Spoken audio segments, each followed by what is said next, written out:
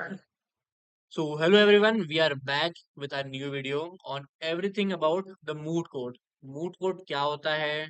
Moot court में कितने लोग होते हैं? क्या आपका रिसर्चर बोल सकता है मूड कोर्ट के अंदर?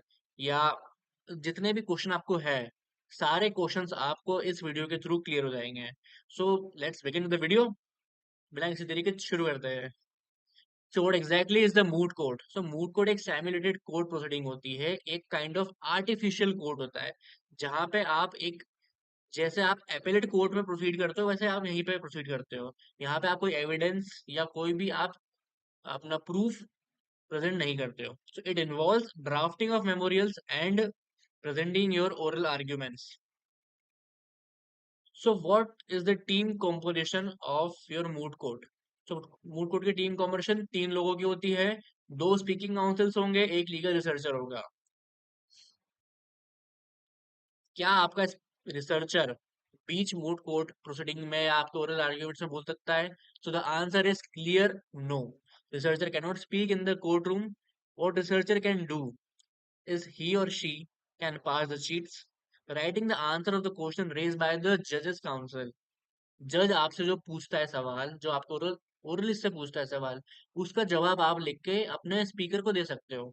अगर आपका रिसर्चर बीच मूड कोर्ट रूम हॉल में खड़ा होकर बोला कि sir may I answer the question, जज आपको वहीं डांट देगा कि व्हाट इज दिस बिहेवियर, कि आपको आपके रूल्स पता नहीं है. तो रूल्स के हिसाब से रिसर्चर बोलेगा नहीं. रिसर्चर सिर्फ वहां बैठा रहेगा. रिसर्चर का काम होता है रिसर्चर टेस्ट देना, मेमोरी ड्राफ्ट करना, और वहां पे असिस्ट करना दोनों स्पीकर्स को, ना कि बोलना. तो एक बात आप हमेशा याद रखना कि आप आपके रिसर्चर को हमेशा आप चुप बिठा के रखिए. अगर उसे बोलना भी है तो वो चैट के थ्रू, रिटर्न चैट के थ्रू आपको बात करेगा, या आपको कुछ आंसर करेगा, या आपको कोई पॉइंट बताएगा ऑन द स्पॉट. फिर आता है इवेल्युएशन क्राइटेरिया. सबका अब सारे सब जो नए नए जो बच्चे आते हैं कॉलेज में, तो उनका होता है कि यार हम किस चीज पे इवेल्युएट होंगे, हम ऐसा क्या करें या क्या ना करें कि हमारे मार्क्स अच्छे और हम आगे राउंड्स में जाए और हम जीते.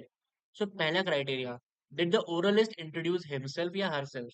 क्या ओरलिस्ट ने खुद को इंट्रोड्यूस किया कि नहीं किया?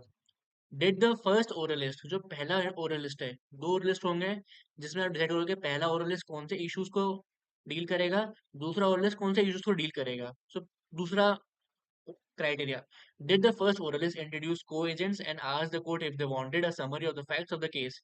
क्या उसने दूसरे ओरलिस्ट को इंट्रोड्यूस किया? क्या उसने कोर्ट से परमिशन ली कि वो फैक्ट्स बताए क्या ना बताए इसको, जज को? Third, did the first oralist indicate the amount of time allocated for the oral pleadings and which submissions will be respectively addressed by each team member? क्या पहले ओरलिस्ट ने बताया कि वो कौन से इश्यूज से डील करेगा और वो कितना टाइम लेगा? क्या उसने बताया कि दूसरा ओरलिस्ट कौन कौन से इश्यूज से डील करेगा और कितना टाइम लेगा? क्योंकि जहाँ मूट कोर्ट में जजेस और सिर्फ प्लीडर्स नहीं होते हैं, वहां पे कोर्ट मास्टर्स भी होते हैं, जो आपको हर 5 मिनट, 7 मिनट या 10 मिनट, जो भी उनका क्राइटेरिया डिसाइडेड होता है, उस पर वो एक आपको टाइम शो करेंगे कि आप इतना टाइम आपका बचा है. तो अगर आप उन्हें पहले ही बता दोगे कि आप इस टाइम पे मुझे शो करना, तो आपके पहले ओरलिस्ट को पता होगा कि आपको कितने टाइम में रैप अप करना है अपना आर्ग्यूमेंट, ताकि उसका दूसरा ओरलिस्ट भी आए, फिर वो खुद को इंट्रोड्यूस करेगा, फिर वो परमिशन मांगेगा, फिर वो प्रोसीड करेगा अपना arguments. Fourth, did the oralist provide a structured road map outlining the oral pleadings? तो जब आप अपना अपना फैक्ट्स बताते हो, अपने आपको इंट्रोड्यूस करते हो, तो आप एक रोड मैप जज को पहले बता दो कि हम ऐसे ऐसे इस केस में प्रोसीड करेंगे, ताकि जज को क्लैरिटी रहे और एक क्लैरिटी आपको भी रहे कि आप क्या बताना चाह रहे हो अपने पॉइंट्स के थ्रू, क्या प्रूफ करोगे, कैसे प्रूफ करोगे. Fifth, did the oralist deliver the persuasive, persuasive मतलब जो आपको कन्विंस कर सके, and well structured arguments grounded in law? इसका मतलब क्या हुआ well structured argument grounded in law? आपके आर्ग्यूमेंट्स में लॉ होना चाहिए. कुछ भी फालतू की चीजें नहीं होनी चाहिए कि आप उठ के बोल रहे हो कि सर ऐसा तो हो ही नहीं सकता. आपके पर्सनल बायस, आपका ओपिनियन, आपके थॉट्स वहां पे किसी वैल्यू के नहीं होते. आपको वहां पे होना चाहिए बैकिंग बाय लॉ. आप जो भी बोल रहे हो उसके पीछे लॉ होना चाहिए. फिर हमारा सिक्स आता है, did the oralist demonstrate a strong understanding of the facts presented in the case, subsequently utilise them to advance their argument? Argument में सिर्फ लॉ लॉ तो होगा नहीं, ये आपके ओपिनियन देंगे. आपको फैक्ट्स फैक्ट्स पे स्टिक रहना है. आपको जो 10 पॉइंट या 20 पॉइंट के आपको फैक्ट्स दिए हैं ना, आपको उसके बाहर जाना है ना उसके अंदर रहना है. आपको उस अंदर इन द सेंस आपको ना कम करना है ना आपको ज्यादा करना है, एक आपको बैलेंस करके आपको सब चीज को साथ में लेकर चलना है. तो आपके आर्ग्यूमेंट्स में फैक्ट्स होने चाहिए कि हमारे फैक्ट्स में ऐसा लिखा हुआ था इसलिए हमें आर्ग्यूमेंट दे रहे हैं। Seventh, did the oralist properly cites the sources and the legal authorities. Legal authorities ये होती है सुप्रीम कोर्ट या हाई कोर्ट के जो जजमेंट्स आपने कोर्ट करे मेमोरियल्स में, तो क्या आपके उसका सोर्स वैलिड है, लीगल है। तो सुप्रीम कोर्ट के केसेस या हाई कोर्ट के केसेस को कोर्ट करने का सबसे बेस्ट सोर्स है एससीसी ऑनलाइन या तो मनु पात्रा। उसके अलावा आप कोई करते हो तो जैसे कि आप दूसरे बहुत सारे ब्रांड्स या जो साइट्स आ गई है आजकल नए नए मार्केट में, अगर आप उनके केस लॉज उनकी पीडीएफ अगर आप कोट करोगे तो वो वैलिड नहीं होते कोर्ट रूम्स में। तो आप एससीसी और मनु पात्रा की उसको ही आप कोट करें और अपने आर्ग्यूमेंट्स में जब आप बोले तो आप बोले उनकी साइटेशन की, under this citation this has been quoted in the फलाना फलाना केस। Did the oralist demonstrate the ability to apply the law to the facts to the of the competition's case? क्या आपके ओरलिस्ट ने उनकी केस के जो फैक्ट्स है उसमें लॉ जोड़ा कि नहीं जोड़ा। ठीक है। आपको आर्ग्यूमेंट्स जब भी करने हो तो आप पहले फैक्ट्स बताओ कि हमारे केस में ये था, फिर आप उसके कोरस्पॉन्डिंग लॉ बताओ कि लॉ में ये लिखा है, फिर आप उस चीज को बताओ फैक्ट्स और लॉ को जोड़ के कि हमारे केस में ये था इसलिए ये लॉ अप्लाई हो रहा है, और फिर आखिरी में सब चीज को कंक्लूड कर दो एक ब्रीफ समरी में आपके आर्ग्यूमेंट को। फिर did the oralists provide an adequate conclusion that added value to their overall oral proceeding। वही कंक्लूजन कंक्लूड कर दो अपने आखिरी पॉइंट को कि हाँ ये फैक्ट था, ये था, ये हमारा कंटेंशन है, ये था, ये सब हो जाएगा। कंक्लूड करने जरूरत, किसी भी चीज को अगर आप शुरू कर रहे हो तो आप उसे खत्म भी करो। किसी आर्ग्यूमेंट किसी इशू को आप रेज कर रहे हो तो उसे आप फिर उसे कंक्लूड करके उसको जज को बताओ भी सही कि हाँ हमारा ये पॉइंट है और इस चीज से ये चीज प्रूव होती है। 10th, did the oralist from the appellant side limit the rebuttal to the scope of respondents' oral pleadings? Remember that no new arguments are meant to be introduced during the rebuttal। rebuttal में आप वही चीज रिबट करते हो या आप उसको एक कह सकते हैं आर्ग्यू करते हो कि अगर आपके सामने वाले काउंसिल ने कुछ ऐसा बोल दिया तो आप रिबटल में बोल दोगे, ये चीज ग्राउंड रेस कर दोगे कि ये आपने गलत बोला है, आपकी साइटेशन गलत है। तो आपको नया आर्ग्यूमेंट नहीं करना, जो आर्ग्यूमेंट हो चुका है उसी को कवर अप करके या उसी को लेके आपको इशू रेस करना है जज के सामने। और यही सेम चीज रिस्पोंडेंट साइड से भी होती है, एपिलेट भी इतना नहीं कर सकता। Did the oralist communicate effectively. Communicate effectively क्या हो सकता है, फ्लुएंट बोल दिया, बहुत तेजी से फट फट फट फट फट इंग्लिश बोल दी, हो गया हमारे इफेक्टिव। नहीं, आराम से बोलो, कॉन्फिडेंटली बोलो, क्लियर बोलो। क्लियर का मतलब आप अपने वर्ड्स भी क्लियर बोलो और अपना जो पॉइंट है वो भी क्लियर उसको वहां पुट करो। वो स्पीक स्लोली का मतलब ये नहीं कि आप एक एक वर्ड्स पढ़ो कि दिस इज ये स्लोली इन द सेंस कि आप भी समझ सको कि आप क्या बोल रहे हो, जज भी समझ सके कि आप क्या बोल रहे हो। पर आपको टाइम के लिमिट में रहना है, अगर आप टाइम के बियॉन्ड जाओगे तो आपके मार्क्स कट हो सकते हैं। Was the oralist respectful to both जजेस and the other council.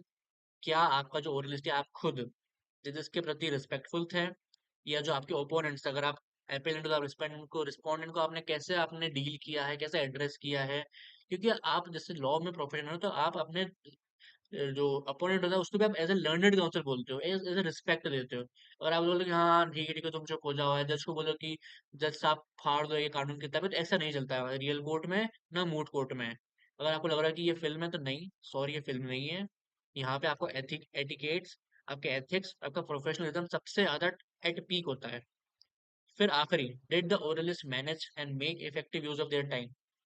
Time का तो पूरा भरपूर, आपको अगर 30 मिनट दिए हैं तो आप यूँ सोचो कि 28 मिनट में कर दोगे आप तो आपको ज्यादा मार्क्स मिल जाएंगे, तो नहीं ऐसा नहीं है। 30 minutes are given for the oral arguments, utilise all the 30 minutes. अगर आप उसके अंडर कर दोगे दैट्स बेटर, और उसके बियॉन्ड करोगे तो that's worse for you in some scenario. अगर आपको बियॉन्ड जाना है, अगर आपको लग रहा है कि 1 मिनट का और बचा है सर मैं आपको यह दिए योर लॉर्डशिप, तो आस्क फॉर परमिशन, एक एक चीज की परमिशन मांगो। टाइस पे जा रहे हो परमिशन मांगो, अब स्टार्ट करना आर्ग्यूमेंट परमिशन मांगो। कोई चीज मतलब रिसर्चर से अगर आपको पूछना है कि मैं अपने रिसर्चर से पूछ लूं, परमिशन मांगो। रिसर्चर को अगर कुछ बोलना है अपने ओरलिस्ट को तो वो परमिशन मांगे। सब चीज परमिशन मांगनी पड़ेगी। प्रोफेशनलिज्म एट पीक, ये चीज एक पॉइंट नोट कर लो। हर कंपटीशन का एक एथिक यही है, एक मेन पॉइंट यही है, एथिक्स, प्रोफेशनलिज्म, बस। फिर एक आपको बताता हूँ एक सैंपल स्कोरशीट कैसी होती है ओरल राउंड्स की। तो दोनों चारों ओरलिस्ट के यहाँ पे नाम आ जाएंगे, उनके एक फीडबैक या उनके रिटर्न कमेंट से ये जो जजेस देंगे, इसमें और कुछ नहीं है। फिर आती है स्कोर शीट क्या होती है। तो क्राइटेरिया लिखा हुआ होगा, एपिलेंट दोनों ओरल्स के यहाँ पे हो जाएंगे 1 और 2 रिस्पोंडेंट भी। पहला इनका क्राइटेरिया क्या है? Knowledge and use of facts. Facts की कितनी पकड़ है आपको, फैक्ट्स कितने, your how much you are well versed with the facts. इसलिए फैक्ट्स पे आपको होना चाहिए बहुत ज्यादा, एक आपकी कमांड होनी चाहिए फैक्ट्स की। तो होती knowledge of the law. Law की कमांड कहाँ से आएगी? आपके जो केस था उस पर कौन सा लॉ एप्लीकेबल है, कौन सा लॉ लग रहा है, आपने कौन सा लॉ बोला है। अगर आपसे कोई जजेस पूछ रहा है, सेक्शन पूछ रहे हैं कि इस सेक्शन में क्या लिखा है, इसकी मतलब पनिशमेंट कितनी है, या अल्ट्रा वायरस तो नहीं है, तो इस सब चीज के बारे में आपको आपको नॉलेज होनी चाहिए, प्री नॉलेज होनी चाहिए आपको सब चीजों के बारे में। आपको नॉलेज सबके बारे में रखनी है, बट सबके बारे में थोड़ी थोड़ी नॉलेज अगर आप रख लोगे तो भी बहुत आपके लिए सही हो जाएगा। Quality of arguments. आर्ग्यूमेंट सब बोलेंगे, बट आपके आर्ग्यूमेंट में ऐसा क्या होगा जो जजेस सुनना पसंद करेंगे, तो उसके लिए आपको एक अपने आर्ग्यूमेंट को ऐसे फ्रेम करना पड़ेगा। देखो लॉ के प्रोफेशन में आप कैसे बोलते हो वो सबसे ज्यादा मायने रखता है। क्या बोलते हो वो तो मायने रखेगा ही रखेगा, बट अगर एक सेम चीज अगर एक ब्यूटीफाई वे में एक अच्छे तरीके से प्रेजेंट करोगे, क्योंकि आप जो खाना आप एक ढाबे पे खाते हो, और अगर वही सेम खाना अगर आपको जो रेस्टोरेंट में मिल रहा है, अंदर प्रेजेंटेशन और क्वालिटी का है। तो यही सेम चीज आपके आर्ग्यूमेंट में भी शो होती है। Overall presentation, style, articulation, time management, आपके एथिक्स कैसे थे, आपने कपड़े कैसे पहने हैं, आपका ड्रेस कोड सही है कि नहीं है, आप खड़े कैसे हो, झुक के खड़े हो, सीधे खड़े हो, आप अटेंटिव हो या नहीं, आप सामने वाले का आर्गुमेंट सुन रहे हो या नहीं, ये सब चीजें आपकी देखी जाती है। फिर आती है last top tips. Master the mood problem by reading it by 10 + time. 10 से 20 बार उसे पढ़ो। जब जितनी बार आप पढ़ते हो ना, उतनी बार एक नया फैक्ट आएगा, नया इशू जनरेट होगा, एक नया आइडिया आएगा, नया आर्ग्यूमेंट आपके उसमें आएगा। जितना आप ज्यादा पढ़ोगे उतना आपको ज्यादा आएगा। Divide roles. रिसर्चर को बोल दो वो अपना मेमोरियल ड्राफ्ट करे, अपना एक फर्स्ट ड्राफ्ट को तैयार कर ले। जो दोनों स्पीकर्स होंगे वो अपने आर्ग्यूमेंट एडवांस दे दे रिसर्चर को, ताकि वो उसमें पुट कर सके रिसर्च मेमोरियल्स में। Practise oral arguments to ensure clarity, structure and confident responses. जितनी बार अपना प्रैक्टिस करोगे ओरल आर्ग्यूमेंट, अपने फ्रेंड्स के सामने, अपने सीनियर्स के सामने, अपने फैकल्टीज के सामने, या तो कांच के सामने, जितना आप प्रैक्टिस करोगे उतना आप क्लियरली उस दिन डी डे के दिन बोल पाओगे। स्ट्रक्चर करो आर्ग्यूमेंट्स को with clear intro, road map, citations, strong conclusions. Stay professional, coordinate as a team. As a individual personality अगर आपने वहां परफॉर्म कर दिया तो आपकी टीम का हो गया सत्यानाश। क्योंकि ये टीम कॉम्पिटिशन, अगर पर्सनल होता डिबेट होता, आपका स्पीकिंग स्किल्स नहीं रहती, आपका टीम कोऑर्डिनेशन भी सब चीज देखी जाती है इसमें। Keep a rebuttal within a scope as we have discussed earlier. So this was all about the moot court queries that you had. और इसके बाद अगर आपको और भी कोई क्वेरीज है तो आप मुझे लिखने के थ्रू आप कनेक्ट कर सकते हो, या तो आप कमेंट सेक्शन में मुझे बता देना, तो मैं रिप्लाई कर दूंगा, either the team will reply. So I hope you like this video. So till the next video, bye bye, take care, all the best.